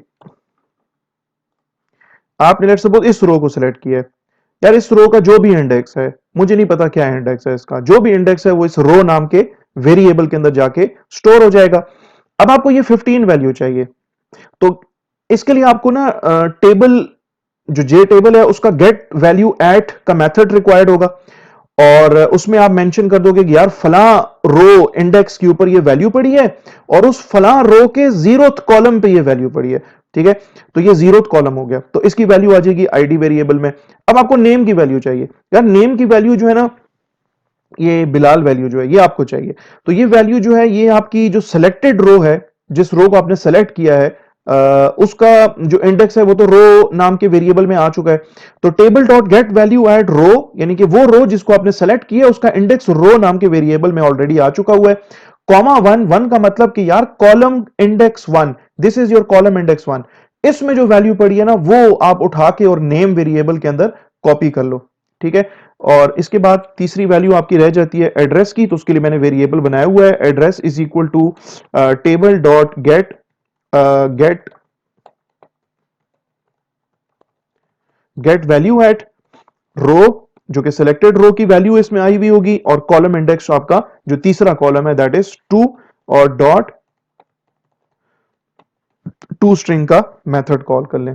अच्छा, आईडी वाले वेरिएबल में वैल्यू आ गई, नेम वाले वेरिएबल के अंदर वैल्यू आ गई, एड्रेस वाले वेरिएबल के अंदर वैल्यू आ गई। अभी तीन वेरिएबल्स के अंदर वैल्यूज आई हैं, आपकी 3 टेक्स्ट फील्ड्स के अंदर वैल्यूज नहीं आई, क्योंकि मैं तो ये चाह रहा हूं कि मैं जब इस को क्लिक करूं, किसी भी रो को, लेट्स सपोज इस रो को मैं क्लिक करता हूं, तो इसके अंदर ये जो 5 है वो इस टेक्स्ट फील्ड के अंदर दिखाई दे, जो हारून है वो मुझे इस टेक्स्ट फील्ड के अंदर दिखाई दे, लेट्स सपोज यहाँ पे 16 मुझे यहाँ पे दिखाई दे, ये यासिर जो है मुझे यहाँ पे डिस्प्ले कर दे और जो एप्टबाद है वो मुझे यहाँ पे डिस्प्ले कर दे। ठीक है, तो ये तीन वैल्यूज तो मैं ऑलरेडी गेट कर चुका हूं, इन तीन वेरिएबल्स के अंदर तो ये वैल्यू आ चुकी हैं, आईडी में, नेम में, एड्रेस में ये वैल्यूज आ चुकी हैं। अब इन वैल्यूज को मैंने एक एक करके सेट करना है अपने टेक्स्ट फील्ड के अंदर। जो पहली टेक्स्ट फील्ड है उसका नाम है txt id dot set text, और इसके अंदर मैंने आईडी वेरिएबल की वैल्यू डिस्प्ले करनी है। इसी तरीके से txt name dot set text, इसके अंदर मैंने नेम वेरिएबल की वैल्यू डिस्प्ले करनी है। Then txt address dot txt address dot set text, इसके अंदर मैंने एड्रेस वाला जो टेक्स्ट फील्ड है जिसकी वैल्यू ऑलरेडी आ चुकी है, कैसे आई है वो हम ऑलरेडी डिस्कस कर चुके हैं, तो ये वैल्यू आपको तीसरी टेक्स्ट फील्ड के अंदर डिस्प्ले हो जाएगी। इसको मैं कर लेता हूं सेव, और इस प्रोग्राम को मैं रन करके आपको इसका जो आउटपुट है, जो इसकी फंक्शनैलिटी जो हम चाह रहे थे वो हम डिस्प्ले जो करना चाह रहे थे values by clicking upon the rows, तो हम देख लेते हैं कि ये फंक्शनैलिटी अचीव हो रही है या नहीं हो रही। अब मैं लेट सपोज इस रिकॉर्ड को क्लिक करता हूं, तो 9 नंबर रिकॉर्ड है, इसकी आईडी 9 यहां पे आ गई, नाम भी इसका आ गया और एड्रेस भी इसका आ गया। ये रिकॉर्ड है 19 नंबर, इसकी आईडी आ गई, नोमान इसका नाम आ गया, पेशावर इसका एड्रेस आ गया। यानी कि जिस रिकॉर्ड को भी आप क्लिक करोगे तो उस पर्टिकुलर रिकॉर्ड की जो डिटेल्स हैं वो अब चेंज होके आपको इन तीन टेक्स्ट फील्ड्स के अंदर डिस्प्ले हो जाएंगी इस तरीके से। ठीक है जी, एक काम तो ये हो गया। दूसरा काम हमने ये करना है कि मैं चाहता हूं कि मेरे पास यहाँ पे up and down arrow keys हैं। मिसाल के तौर पे मैं कहता हूं कि यार मैं लेट सपोज इस 5 नंबर रिकॉर्ड पे हूं, सपोज करें, और मैं डाउन एरो की प्रेस करता हूं और 6 नंबर रिकॉर्ड पे आ जाता हूं, तो 6 नंबर रिकॉर्ड की जो डिटेल्स है ना वो मुझे यहां पे डिस्प्ले होनी चाहिए। इसी तरीके से अगर मैं अप एरो की प्रेस करता हूं तो मैं 5th नंबर रिकॉर्ड पे आ गया हूं, तो मुझे 5th नंबर रिकॉर्ड की डिटेल्स जो है वो यहां पे डिस्प्ले होनी चाहिए। ठीक है, तो मैं अगर दोबारा अप जाता हूं, 4 नंबर रिकॉर्ड पे जा रहा हूं, तो मुझे 4th नंबर रिकॉर्ड की जो डिटेल्स हैं वो मुझे यहां पे डिस्प्ले होनी चाहिए। सिमिलरली 3 पे जा रहा हूं तो 3 नंबर रिकॉर्ड की, यानी कि 9 नंबर रिकॉर्ड पे जा रहा हूं तो 9 नंबर रिकॉर्ड की डिटेल्स जो है वो मुझे यहां पे इस टेक्स्ट फील्ड के अंदर डिस्प्ले होनी चाहिए। ठीक है, तो इसका जो बाकी का जो कोड है वो बेसिकली वही है जो कि टेबल माउस क्लिक के अंदर हमने जो कोड लिखा है। मैं इस तमाम के तमाम कोड को कर लेता हूं कॉपी, मैं कॉपी कर लूंगा इस कोड को। ठीक है, और इस मकसद के लिए हमें की लिसनर की जरूरत पड़ेगी, जो कि मेरा एक लिसनर इंटरफेस है, और की लिसनर के अंदर जो है 3 मेथड्स हैं। उन मेथड्स के नाम है की प्रेस्ड, की टाइप्ड एंड की रिलीज्ड। ठीक है, की प्रेस का इवेंट जो है या मेथड जो है वो तब चलता है जब आप किसी की को प्रेस करते हो। ठीक है, जैसे ही आप की को प्रेस करोगे आपका की प्रेस्ड का मेथड चलना शुरू हो जाएगा। की रिलीज्ड का मेथड जो है वो तब चलेगा जब आप किसी की को रिलीज करते हो, और की टाइप्ड का मेथड तब चलेगा जब आप की को प्रेस करने के बाद जैसे ही की को रिलीज करोगे तो की टाइप्ड का मेथड जो है वो चलना शुरू हो जाएगा। तो मैं चलता हूं जी अपने इस डिजाइन विंडो के ऊपर, और ये मेरा जो जे टेबल है मैं इस पे कर लेता हूं राइट क्लिक, और इस पे मैं चलता हूं इवेंट्स के ऊपर, और इवेंट्स के अंदर यहाँ पे की इवेंट है, और इसके अंदर जो है यहाँ पे मैं की प्रेस्ड में पहले कोड लिख के आपको दिखाऊंगा, जिसकी वजह से आप देखोगे कि एक लॉजिकल एरर आ रहा होगा, तो वो लॉजिकल एरर भी डिस्कस करेंगे, और फिर उसके बाद मैं उस लॉजिकल एरर को रिमूव करने के लिए जो कोड मैंने अभी अभी कॉपी किया है उस कोड को मैं की रिलीज्ड के मेथड के अंदर लिख दूंगा, टाइप कर दूंगा। तो पहले चलते हैं की प्रेस्ड के ऊपर। ये आपका की प्रेस्ड का मेथड है।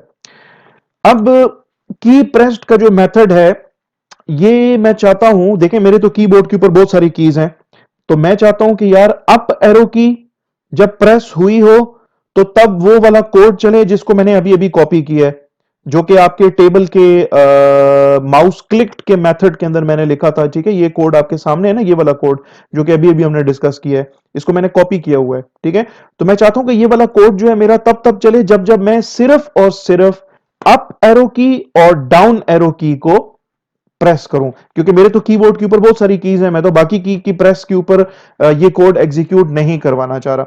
तो मैं जस्ट यहां पे एक इफ स्टेटमेंट लिख दूंगा, मैं लिख दूंगा यहां पे कि इफ ईबीटी, ठीक है, ये आपका ईबीटी, ये ईबीटी वेरिएबल जो है ये आपका बेसिकली की इवेंट टाइप का वेरिएबल है, और ये आपका जो की प्रेस्ड का जो मेथड है, की प्रेस्ड का मेथड, उसको एज एन आर्ग्यूमेंट ईबीटी या ये जो की इवेंट टाइप का जो एक ऑब्जेक्ट होगा वो एज एन आर्ग्यूमेंट इसको रिसीव होगा।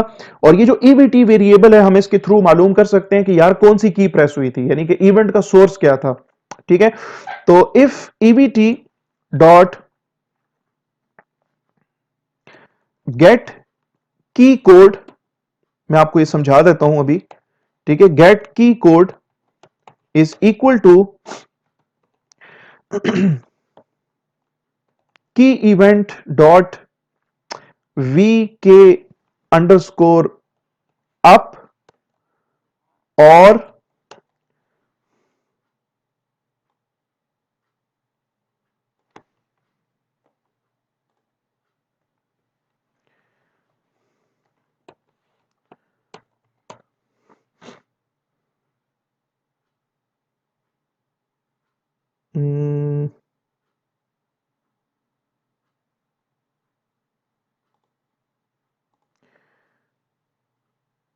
ओके, ठीक है, ये की इवेंट की क्लास जो है इसको इंपोर्ट एक्चुअली करना है, तो इसलिए ये एरर आ रहा है। इसको इंपोर्ट कर देंगे,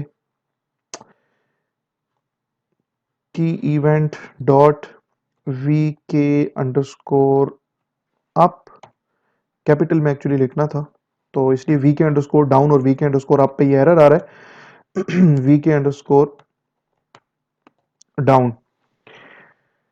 तो अगर ये इफ स्टेटमेंट ट्रू होती है तो तब जो है ना ये वाला कोड एग्जीक्यूट कर लेना, ठीक है। तो इस कोड को मैं जस्ट क्या कर लेता हूं, यहां पे पेस्ट कर लेता हूं, सॉरी, इस कोड को मैं जो माउस क्लिक के ऊपर जो कोड लिखा था ना जे टेबल के माउस क्लिक पे, उसको मैं कर लेता हूं यहां से कॉपी और इसको मैं कर लेता हूं यहां पे पेस्ट कर लेता हूं, ठीक है। मैं सबसे पहले तो ये जो इफ स्टेटमेंट है ना इसके ऊपर आता हूं और इस इफ स्टेटमेंट को मैं एक्सप्लेन करता हूं। देखो आपका ये जो की प्रेस्ड का जो मेथड है ना, ये मैंने आपको बताया हुआ है कि आपकी जो कीबोर्ड है उसके ऊपर तो बहुत सारी कीज हैं, न्यूमेरिक कीज हैं, आपकी अल्फाबेटिक कीज हैं, आपकी जो स्पेशल सिंबल्स हैं, ठीक है, वो कीज हैं, स्पेस बार है, एंटर की है, वगैरह वगैरह। यार मैं ये चाहता हूं कि मेरा ये वाला जो कोड है ये सिर्फ और सिर्फ तब चले जब जब यूजर अप एरो की को प्रेस करे या डाउन एरो की को प्रेस करे। ये भी आपको बताता चलूं कि आपके कीबोर्ड के ऊपर जितनी भी कीज हैं उनके बिहाइंड, यानी कि उनके पीछे जो है बिहाइंड द सीन उनके की कोड्स चल रहे होते हैं जिसको आस्की कोड कहते हैं। तो मुझे ये जानने की भी जरूरत नहीं है कि अप एरो की या डाउन एरो की का क्या आस्की कोड है, क्योंकि उनके जो आस्की कोड्स हैं वो आपकी जितनी भी कीज हैं उनकी जो आस्की कोड्स हैं ना वो आपकी की इवेंट क्लास के अंदर डेटा मेंबर्स हैं उनके अंदर स्टोर्ड हैं ऑलरेडी, और उनको मीनिंगफुल नाम भी दिए गए हैं। और मैं बड़े आराम से ये मालूम कर सकता हूं कि मेरे अप एरो की और डाउन एरो की का जो आस्की कोड है वो कौन से पब्लिक, स्टैटिक और फाइनल डेटा मेंबर के अंदर स्टोर्ड है of the key event class. मैंने जस्ट यहां पे कोड लिखा, मैंने कहा यार इफ ईबीटी डॉट गेट की कोड जो है ना, यहां पे की कोड आपका जो मेथड है ये बेसिकली रिटर्न करेगा उस की का आस्की कोड जिस की को आपने प्रेस किया है। फॉर एग्जांपल आपने प्रेस किया है जी अप एरो की को, तो यहां पे रिटर्न हो जाएगा ASCII code of the up arrow की। और इसको आप कंपेयर कर रहे हो किसके साथ, इसको आप कंपेयर कर रहे हो की इवेंट की क्लास है, उसके अंदर एक public static final data member है जिसका नाम है वी के अंडरस्कोर अप। इस final public static data member जिसका नाम वी के अंडरस्कोर अप है, इसके अंदर एक्चुअली अप वाली जो एरो की है उसका आस्की कोड इसके अंदर स्टोर्ड है। तो अगर आपने अप वाली एरो की को प्रेस किया है तो यहां पे रिटर्न हो जाएगा अप एरो की का आस्की कोड, और ये कंपेयर हो रहा है, इसकी इक्वालिटी चेक हो रही है किसके साथ, अप एरो की के आस्की कोड के साथ। तो ये जो यहां पे ये जो आपकी जो कंडीशन है ना, ये कंडीशन आपकी क्या हो जाएगी, ट्रू हो जाएगी अगर आपने वाकई अप की एरो की को प्रेस किया है। लेकिन अगर आपने अप एरो की को प्रेस नहीं किया तो आपकी ये वाली जो कंडीशन है, ये वाली कंडीशन क्या हो जाएगी, फॉल्स हो जाएगी। साथ में मैंने लिखा है यार और ऑपरेटर है, लॉजिकल ऑपरेटर है कि यार ये वाली कंडीशन ट्रू हो जाए या ये वाली कंडीशन ट्रू हो जाए, दोनों में से कोई कंडीशन भी अगर ट्रू हो तो मेरी ये जो इफ की जो कंडीशन है इसको क्या कर लो, ट्रू कर लो। तो पहली कंडीशन तो ये है कि यार आपने अगर अप एरो की को अगर प्रेस किया है ना तो आपकी ये वाली कंडीशन ट्रू हो जाएगी। और यहां पे फिर मैंने लिखा कि यार और ईवीटी आपका ये वेरिएबल है, ये तब तब इनिशियलाइज होगा जब जब आप अपने जे टेबल के ऊपर कोई भी की प्रेस करोगे तो ये ईवीटी वेरिएबल इनिशियलाइज होगा, चाहे वो अप एरो की हो, चाहे वो डाउन एरो की हो, चाहे वो न्यूमेरिक कीज हो, चाहे वो अल्फाबेटिक कीज हो। तो अगर आपने डाउन एरो की को प्रेस किया है तो तब भी ईवीटी वेरिएबल के अंदर की इवेंट क्लास के एक ऑब्जेक्ट का रेफरेंस आ जाएगा और उस रेफरेंस के थ्रू मैं मालूम कर सकता हूं कि आप ने अभी जिस जेटेबल के ऊपर जिस की को प्रेस किया है उसका आस्की कोड क्या है। तो मैं उसका आस्की कोड मालूम कर लूंगा, इस तरीके से मैं लिख दूंगा evt.getKeyCode। अगर आपने डाउन एरो की को प्रेस किया होगा तो यहां पे रिटर्न हो जाएगा डाउन एरो की का आस्की कोड। अगर आपने वन प्रेस किया है तो यहां पे रिटर्न हो जाएगा वन का आस्की कोड। अगर आपने स्पेस बार अगर प्रेस की थी तो यहां पे स्पेस बार की जो आस्की कोड है वो यहां पे आके रिटर्न हो जाएगी, ठीक है। तो just for the sake of understanding we assume के आपने जो है ना डाउन की एरो की को प्रेस किया था तो यहां पे डाउन एरो की का जो आस्की कोड है वो यहां पे आके रिटर्न हो जाएगा। और इसको हम कंपेयर कर रहे हैं की इवेंट डॉट वी के अंडरस्कोर डाउन। और ये जो वी के अंडरस्कोर डाउन है ये एक public static final data member है जिसके अंदर डाउन एरो की का आस्की कोड स्टोर है। तो यहां पे भी डाउन एरो की का आस्की कोड रिटर्न होके आ रहा है और उसको कंपेयर कर रहे हैं हम डाउन एरो की के आस्की कोड के साथ। तो ये वाली जो कंडीशन है आपकी और ऑपरेटर के बाद ये कंडीशन आपकी ट्रू हो जाएगी अगर आपने डाउन एरो की को प्रेस किया है और ये वाली कंडीशन आपकी ट्रू होगी अगर आपने अप एरो की को प्रेस किया है, ठीक है। तो कोई भी इन दोनों कीज के अलावा कोई सी भी की आप प्रेस कर लोगे तो आपकी ये जो इफ कंडीशन है ये वाली भी फॉल्स हो जाएगी, ये वाली भी फॉल्स हो जाएगी और दोनों फॉल्स होने के केस में आपकी पूरी की पूरी इफ कंडीशन जो है वो फॉल्स हो जाएगी और उस केस के अंदर आपका ये जो कोड है ये कोड एग्जीक्यूट नहीं होगा। और ये वही कोड है जो कि हमने यहाँ पे टेबल के माउस क्लिक के ऊपर लिखा था। तो इसको मेरे ख्याल से इस कोड को समझने की जरूरत नहीं है। लेकिन लेकिन यहां पे आपको ये बात बताता चलूं कि ये जो टेबल के ऊपर जो की प्रेस्ड के अंदर हमने ये जो कोड लिखा ना ये सारे का सारा, इस कोड को मैं यहां से फिलहाल क्या कर लेता हूं, कॉपी भी कर लेता हूं, ठीक है। क्योंकि यहां पे जो हमने कोड लिखा है ना तो ये कोड आपको लॉजिकल एरर्स देगा। क्या लॉजिकल एरर्स देगा मैं आपको दिखा देता हूं और उस लॉजिकल एरर को फिर हम आसानी के साथ रिमूव भी कर सकते हैं। मैं यहां पे लॉग इन हो जाता हूं, ठीक है। लेट्स सपोज मैं इस रिकॉर्ड पे हूं, चौथे रिकॉर्ड पे हूं। अब जरा गौर से देखना, मैंने डाउन एरो की प्रेस की, मेरा रिकॉर्ड चेंज नहीं हुआ। मैं दोबारा डाउन एरो की प्रेस कर रहा हूं, मैं हूं छठे रिकॉर्ड पे लेकिन मुझे पांचवा रिकॉर्ड डिस्प्ले करके दे रहा है। मैं डाउन एरो की प्रेस कर रहा हूं, मैं सातवें रिकॉर्ड पे आ चुका हूं, मुझे सातवें रिकॉर्ड की डिटेल्स नहीं दिखा रहा, मुझे छठे रिकॉर्ड्स की डिटेल दिखा रहा है। मैं नवे पे जा रहा हूं, नाइन्थ रिकॉर्ड पे, यानी कि उस रिकॉर्ड पे जिसकी आईडी 9 है। मुझे उस रिकॉर्ड की डिटेल्स नहीं दिखा रहा बल्कि मुझे उस रिकॉर्ड की डिटेल्स दिखाई जा रही हैं जो कि इससे ऊपर वाला रिकॉर्ड था। बेसिकली कहने का मकसद यह है कि मैं जिस रिकॉर्ड पे भी हूंगा, मैं अगर उस रिकॉर्ड के ऊपर की प्रेस करूंगा, यानी कि जैसे ही मैं की प्रेस यहां पे मैं की जैसे ही मैं प्रेस कर रहा हूं, मैं की कहां पे प्रेस कर रहा हूं, मैं नवे रिकॉर्ड पे की को प्रेस करूंगा। अभी अगर मैं प्रेस कर रहा हूं नवे रिकॉर्ड पे, ठीक है। तो मैं अगर डाउन जा रहा हूं तो मैंने की को प्रेस किया था नवे रिकॉर्ड पे, तो मेरा इवेंट वहीं पर ही चल गया। नवे रिकॉर्ड की डिटेल्स मुझे दिखाएगा, मुझे 12वें की डिटेल नहीं दिखाएगा। मैं अगर ऊपर जाता हूं, मैं लेट सपोज अप जाता हूं, तो अप अगर मैं जा रहा हूं तो मैं किस रिकॉर्ड से जंप करके, या मैंने अपनी मैं कौन से रिकॉर्ड पे अभी इस टाइम पे मैं 12वें रिकॉर्ड पे हूं, ठीक है। तो 12वें रिकॉर्ड से मैं जब ऊपर की तरफ जंप कर रहा हूं तो मुझे नवे रिकॉर्ड पे मैं जा चुका हूं, मुझे नवा रिकॉर्ड दिखाना चाहिए, मुझे 12वां दिखा रहा है। मुझे 12वां इसलिए दिखा रहा है बिकॉज मैंने की को जब मैंने की को जब प्रेस किया था तो मैं 12वें रिकॉर्ड पे था, तो ये मुझे 12वां ही रिकॉर्ड दिखाएगा। मैं जब की को अप प्रेस कर रहा हूं तो मुझे नवा रिकॉर्ड ही दिखाएगा, मुझे सातवां रिकॉर्ड नहीं दिखाएगा, बिकॉज मैंने की को प्रेस किया था उस वक्त जब मैं नवे रिकॉर्ड पे था। अब मैं सातवें रिकॉर्ड पे हूं, तो मैं की को प्रेस कर रहा हूं सातवें रिकॉर्ड के ऊपर। मैं अब जाता हूं तो मुझे सातवां रिकॉर्ड दिखा रहा है, मुझे तो छठा दिखाना चाहिए। तो इस प्रॉब्लम को, ये लॉजिकल एरर है, क्योंकि ये जो मेरे सामने जो रिकॉर्ड सिलेक्टेड है, मैं तो यही रिकॉर्ड देखना चाह रहा हूं। ठीक है, तो बेसिकली इसका आसान हल ये है कि मैं ये जो कोड जो मैंने लिखा है, मैंने की प्रेस पे लिखा है, मैं की प्रेस पे नहीं लिखूंगा, मैं ये कोड लिखूंगा की रिलीज के ऊपर। की रिलीज के ऊपर यानी कि अप एरो की और डाउन एरो की मैंने कौन से रिकॉर्ड या मैंने कौन से रो के ऊपर मैंने अपने अप एरो की या डाउन एरो की को रिलीज किया है। देखो मैं 18वें रिकॉर्ड पे हूं ना अभी, मैं अगर अप जाता हूं, मैं 17वें रिकॉर्ड पे चला गया हूं ना, तो मैंने जब की प्रेस की थी तो मैं 18वें पे था, लेकिन मैंने जब अप की को रिलीज किया था तो I was on 17th record. तो होना यह चाहिए कि जिस रिकॉर्ड के ऊपर आप की को रिलीज करते हो, चाहे वो अप एरो की हो चाहे वो डाउन एरो की हो, जिस रिकॉर्ड के ऊपर आपने अपनी की को रिलीज किया है वो रिकॉर्ड डिस्प्ले होना चाहिए। तो भाई मुझे तो यहां पे 17वां रिकॉर्ड दिखाना चाहिए, मुझे तो 17वां नहीं दिखा रहा, यहां पे तो मुझे 18वां रिकॉर्ड दिखा रहा है। सिमिलरली मैं 16th रिकॉर्ड के ऊपर जंप कर रहा हूं बाय प्रेसिंग दी अप की, लेकिन की रिलीज मैंने कहां की है, की मैंने रिलीज की थी 16वें रिकॉर्ड पे, तो मुझे 16वां रिकॉर्ड दिखाना चाहिए। तो ये जो कोड मैंने लिखा है, ये मैंने की प्रेस पे लिखा है।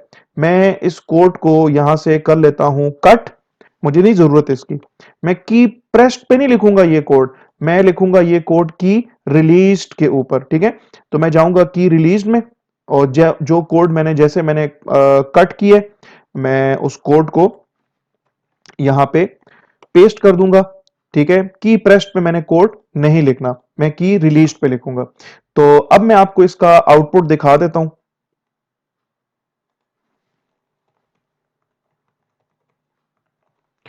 और लॉग इन करता हूं। ठीक है, ये तो ऑलरेडी काम कर रहा था, जे टेबल के ऊपर मैं जिस रो को क्लिक कर रहा हूं वो रो मुझे डिस्प्ले हो रही है। अब जब मैं देखूं, मैं तीसरे रिकॉर्ड से ना चौथे रिकॉर्ड पे जंप कर रहा हूं, तो मैं जैसे ही चौथे रिकॉर्ड पे आऊंगा, मतलब मैं जैसे ही डाउन एरो की प्रेस करूंगा, तो मैं तो प्रेस थर्ड रिकॉर्ड पे कर रहा हूं, लेकिन रिलीज चौथे रिकॉर्ड पे जाके होगी एक ही, तो इसलिए मुझे चौथा रिकॉर्ड दिखाएगा।